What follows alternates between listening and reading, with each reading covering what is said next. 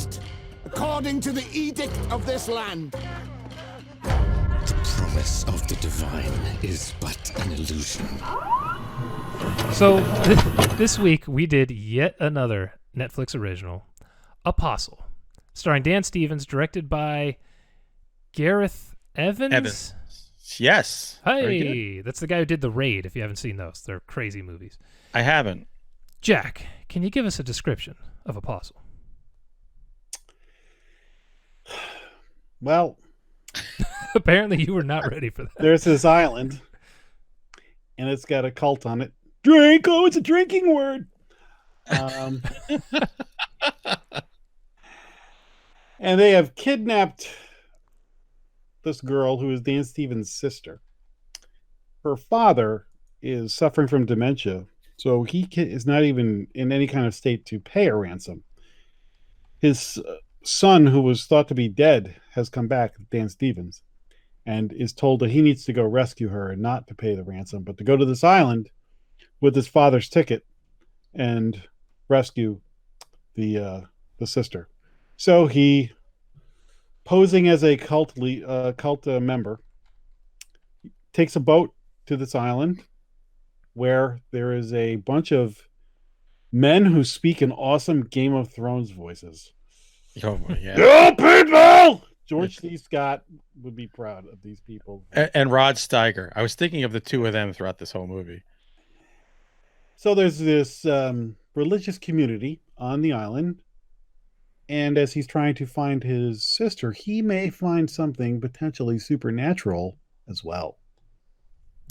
Oh, there you go. Cliffhanger in the description. It's so funny. I had prepared a description because I thought for sure Jason was going to call on me today. So I think this is just Jack's gig. Ready. It should just be Jack's gig from now on. All right. Awesome. I don't have to think anymore. Do all the other good stuff on this. Why not this too? Wow. He's the heart and soul of the show. Can you fit his head in the frame, or should we pull it back? You do need to upgrade your computer so we get a nice wide angle. See how far out it goes. What did you think of it, Jack? I thought this movie was great.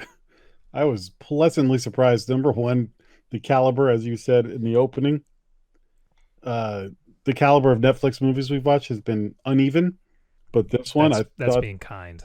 Yeah, I thought it was great. I thoroughly enjoyed it, and I liked how it went from it built to where it was going at a great pace, so they didn't tip you off too quickly, so you're still curious as to what was going on, and you'd see things and wonder what was that? What is going on? Who is this guy? Why is he doing that? What the hell was that? I enjoyed the ride, and so that when they got to kind of the third act where things are really cooking, I'm in. It was kind of like when Steven Spielberg described Jaws, and he's like, if they're with you this far, they're going to buy whatever you give them at the end. And that was the way I felt. Like they never went too crazy with CG or anything like that. I think they never went too over the top with some of the stuff that they did. So I think this is one of the better movies of the year, if in theater or not. Hunter, I concur. Look, this movie, within 5 minutes, there's a craftsmanship to this movie that you don't see in most, not just Netflix movies, but you're right, in the theater as well. It's over 2 hours long, and to me, my wife kept complaining it was boring, and I kept looking at her going, I don't know who you are. What are you bored by here? I said, have you become like the kids? You can't take any kind of buildup. There's a world making here. I love the fact of like the prodigal son returns to get the daughter who's kidnapped. Michael Sheen, he's always been one of my favorites, who looks freaking nuts in this movie. Mm-hmm. He's also a hero because I think he was married to Kate Beckinsale for a while. So we all wish we could have been him. He's a hero. He was in Underworld too. I think he is phenomenal. The whole cast. I mean, I kept trying to find something I could pick apart in this movie, and I'm sure Jason will have found it. But not it. Them. There was one thing that had me questioning things, but there was a good aspect ratio. as well. It's phenomenal aspect It was ratio. solid. It was solid. Solid. I love. Anyone love who that- hasn't listened to the last 60 episodes has no idea what that means. Grab your pinus. I will say this: this movie has some of the best torture devices ever seen on film. Yep. So many what the fuck moments in this movie. I just thought it was great. It was a great mixing, a blend of is this real? Is this not real? Is it supernatural? Is it not? And when it takes a turn, it all feels organic, and it's just like I said, it might be one of my favorite movies of the year. I think it's good, not great. I thought It's good. We can't all agree. I thought the first 2 acts, the build up, I was so in. Movies with cults and weird religious shit and kind of the mystery of what's going on here, I was in. I loved it. It was really the 3rd act that brought me down significantly because I'm just watching this thinking this is one of my top 5s. Honestly, it'll probably still make my top 10, but I think it says more about the year for me than necessarily the movie. When we get into spoilers, I'll kind of detail a lot of the issues I have with the 3rd act. But to be honest, I think the story here is what failed it, and at the same time was its strongest point. And the reason I'm saying that is I think this should have been a 6 to 10 episode miniseries because there's so much of the backstory of the 3 guys who started the cult that I wanted to know. I wanted to know more about Dan Stevens it was an evangelical something or other preaching Christ to the heathens or whatever the hell that 30 seconds of backstory we got on that was. Well, that's how rich this movie is, though, because you want to know so much about these people. I think it either needed to be a series or they needed to cut some of that out so that we could have gotten more backstory for certain characters. There were so many characters in this and so many separate plot lines that either something needed to be cut or it needed to be bigger. And I wanted it to be bigger, which is a good sign.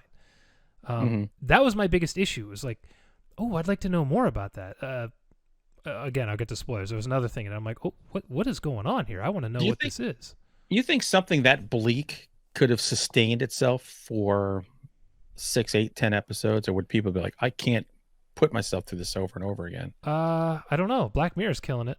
That's the only other thing I can think of that's that bleak. This thing's really bleak, and this thing is so anti-religious that if you have a Trump bumper sticker on your car, you might not like this. That's interesting. I never really thought of it that way, but yeah, I can see that. It's completely pagan.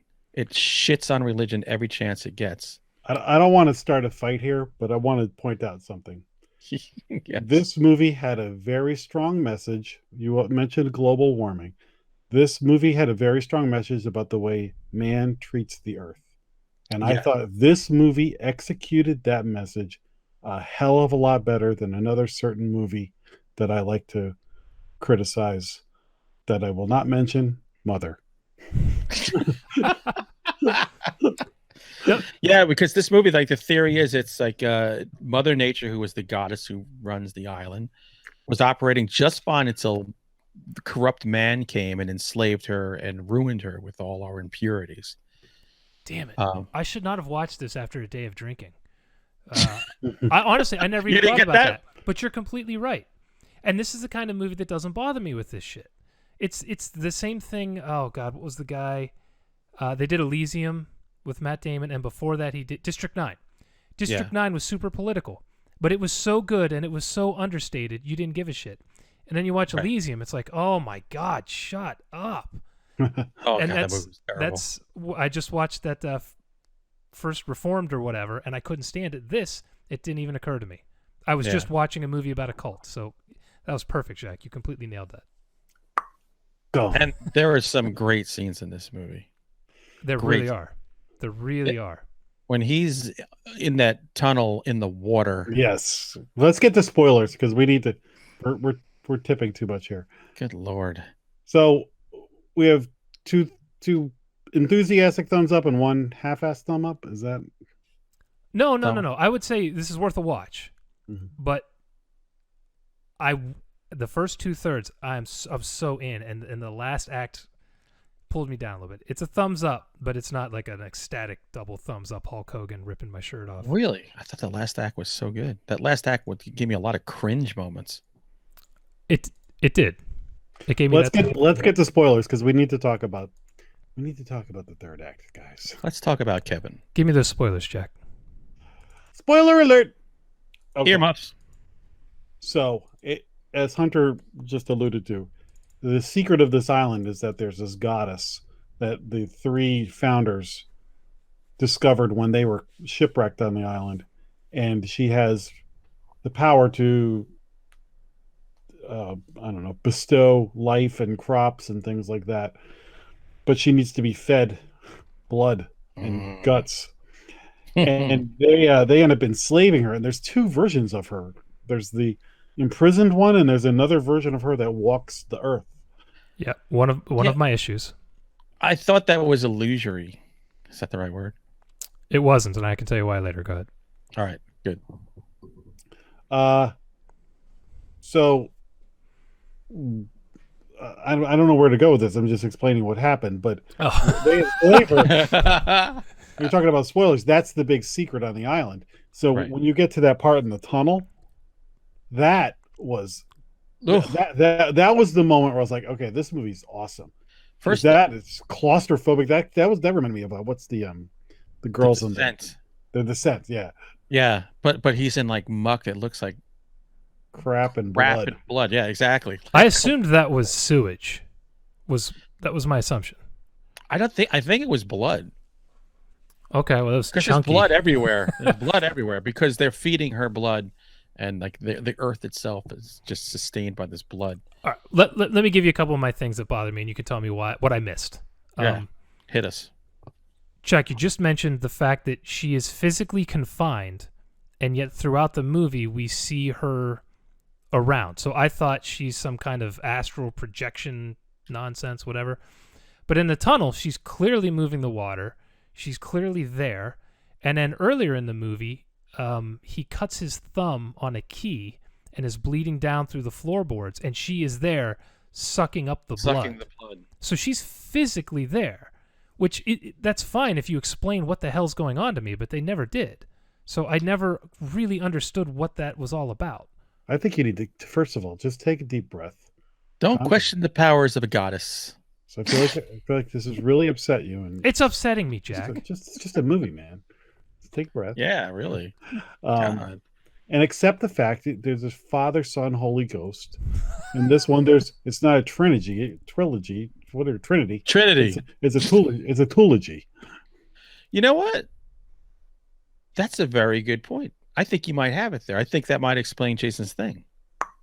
Because Father, Son, the Holy Ghost they are all one, but yet they are separate and individual things that can be in separate places at the same time.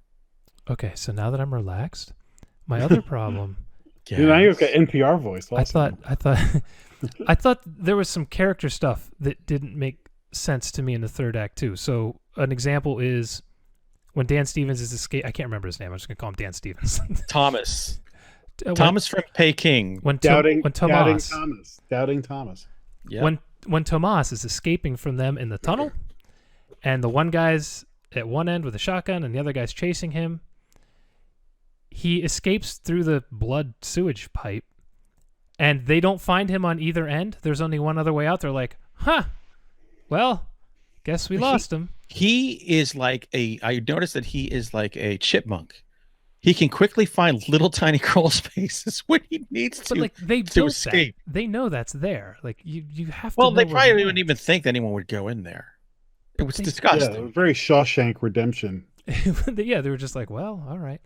So then he escapes, and then when the boy is kidnapped, he just literally walks back in to the settlement and gets captured. And that didn't make sense to me either. I did question that. I'm like, what the hell does he think he's doing? Yeah, he didn't come in guns blazing, fighting. He just strolled in and got captured.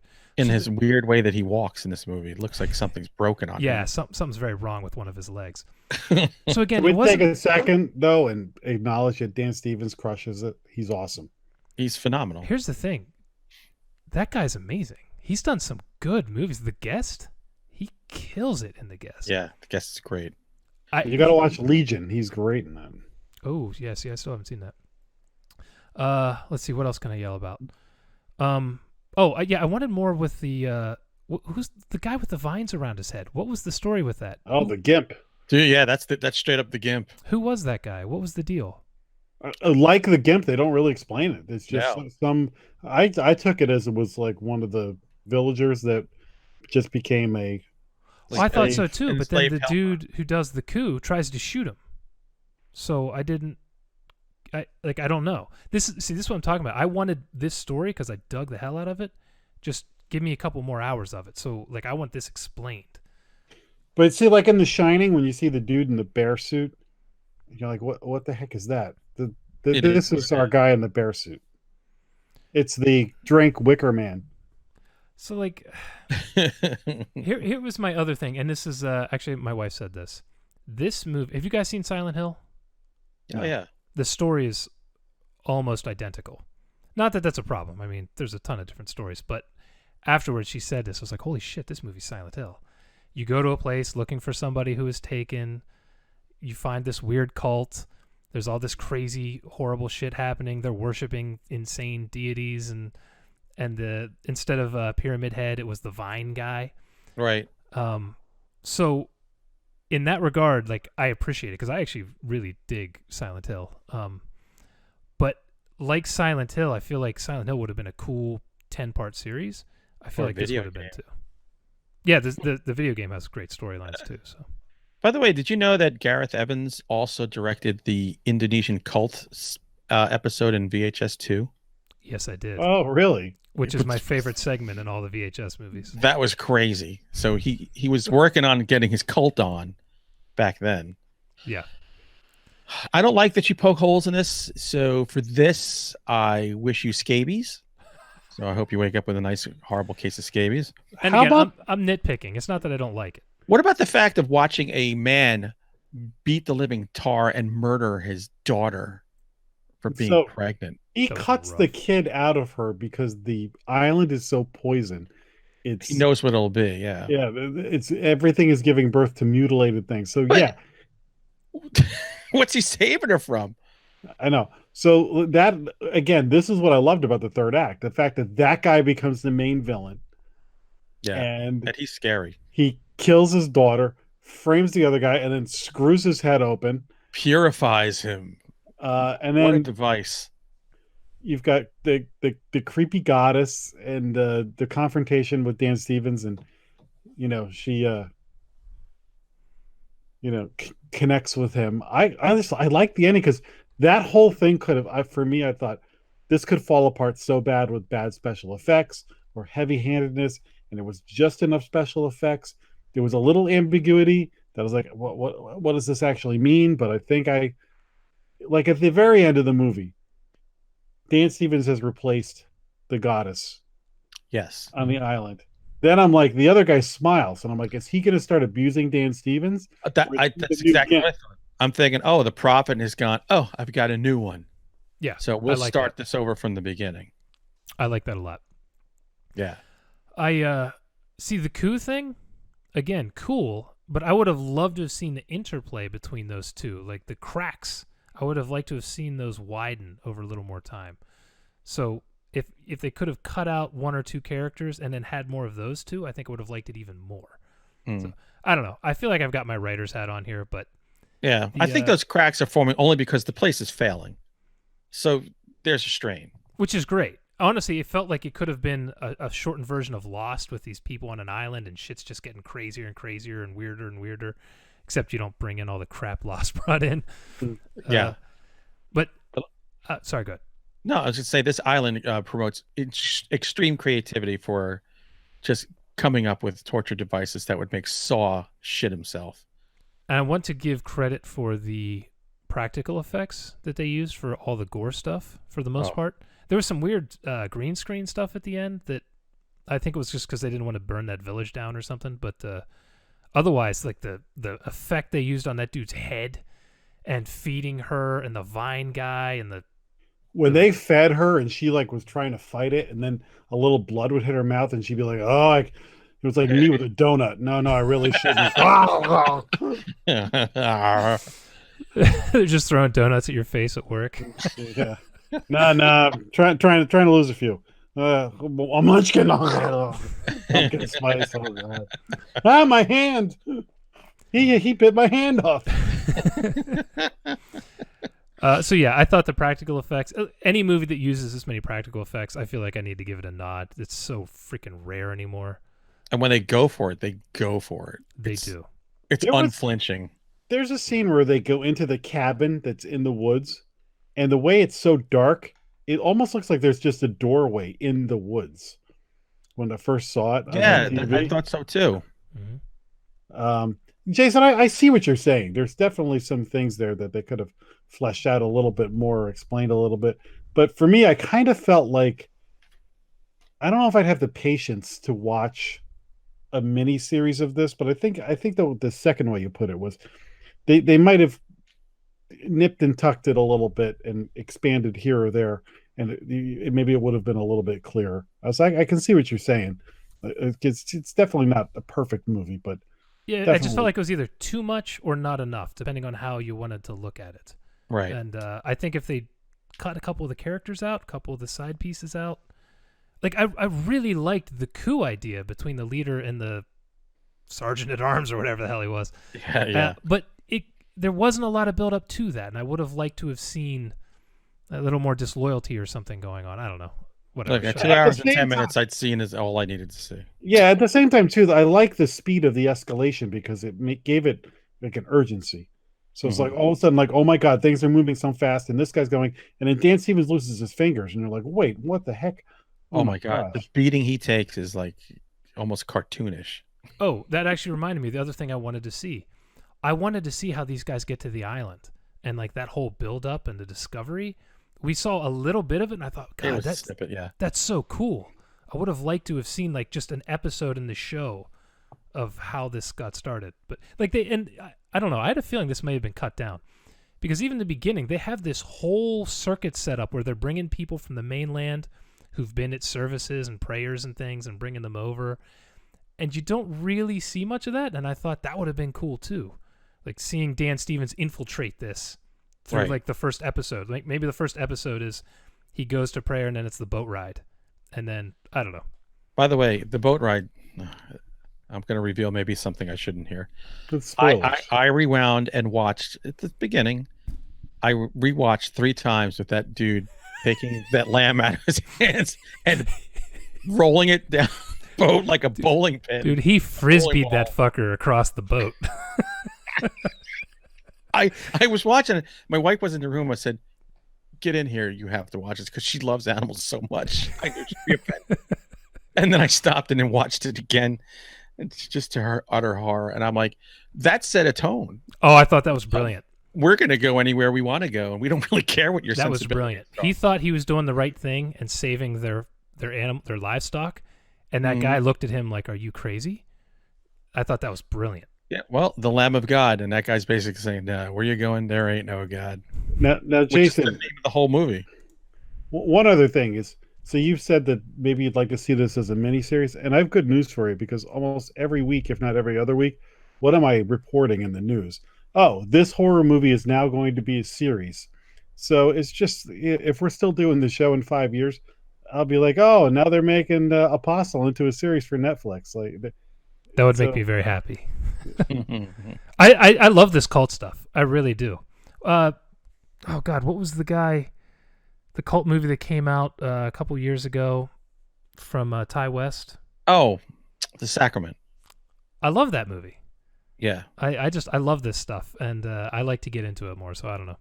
Maybe I'm downgrading it because I think the idea is so good, which makes me an idiot. No, I could do with a prequel. I could do with the sequel here. I'm fine. I don't know if I could do a whole series, but catch me next year with the prequel. I'll be fine. In the chat, Sheridan says Winchester the series. God almighty. Maybe they could actually show the house this time. That would be nice. Yeah. Comes with its own Winchester. Right. Anything else you guys want? Sorry, I didn't mean to interrupt you. No, I got nothing more. Anything else you guys want to throw out before we get out of here? Yeah, I'm going to watch Frankenstein after this. Ooh. Oh, good for you. The original? The original. The Red Sox just won, so congratulations. I'm going to watch a movie as well. Digital high five. Next week, we're doing this little movie coming out There's been maybe a trailer or two, but not much. Straight to YouTube kind of thing. Yeah. Halloween. We're gonna check it out. We'll let you guys know if it's worth anything. Sounds stupid. Yeah, I have a feeling it's gonna suck, but we'll let you know. We'll be here next Tuesday, 8 p.m. live on YouTube. Episode up for Wednesday morning for your crappy commute to work. If you could follow us on Twitter, Facebook, give us a review, a thumbs up, anything. We appreciate all of it. And for everyone else, we're getting out of here. God bless America. Boss suckers. Bye.